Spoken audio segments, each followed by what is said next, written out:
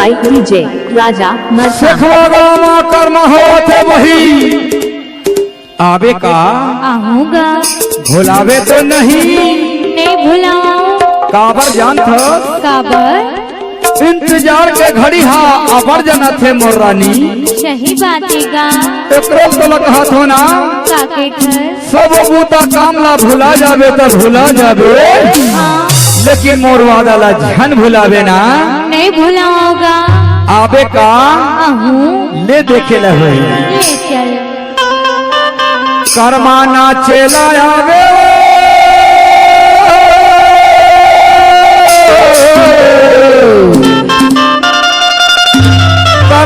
करमाना चेला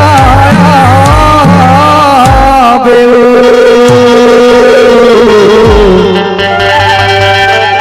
करमाना चेला